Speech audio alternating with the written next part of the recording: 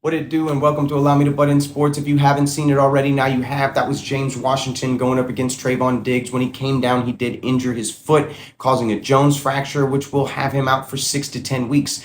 And honestly, it is a big loss for the Dallas Cowboys because we were already pretty thin at receiver. And the fact of the matter is, he was going to be our admirable number 3 receiver, a guy that we were hoping was going to replace a guy like Cedric Wilson, who we lost to the Dolphins. But I will say this. Out of everything that has happened, and when Jerry was asked about adding some veteran wide receiver depth to this team, honestly, I love his response. Not at all. Let these guys get the incentive, these young receivers, sees big opportunities ahead. There's no urgency looking for a veteran wide receiver. Now, here's the thing. I know a lot of y'all are going to be real quick to tell me that we have the money to spend, that we should spend it. We should get a veteran wide receiver presence in here, get him acquainted with Dak Prescott, and build that continuity around the offense.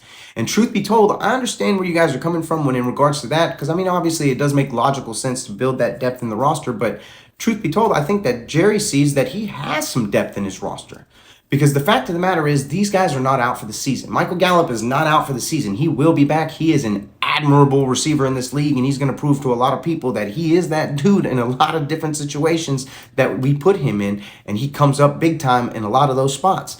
When in regards to James Washington, you can have him back as early as week 2 in the season against the Bengals. And the fact of the matter is, I think he might have rushed himself back because he was feeling pressure from these young guys in this offense.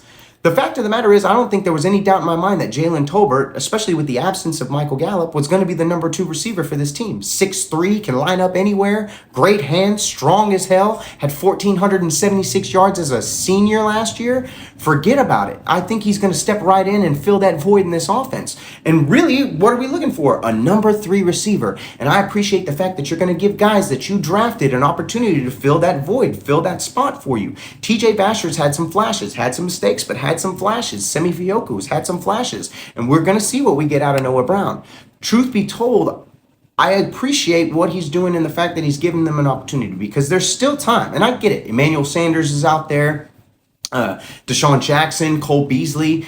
A lot of these guys can come in and plug and play because they are veterans. I just appreciate the fact that he is giving these young guys an opportunity. I honestly feel like Tolbert was going to be that dude anyway. And I think that these other 3, with the addition of, Dak Prescott coming into his own in this offense and being that guy, taking that next step, I really feel like this offense is going to be just fine. And I'd really rather go spend my money on a guy like Anthony Barr, if I'm being totally honest. But you guys let me know what you think in the comments.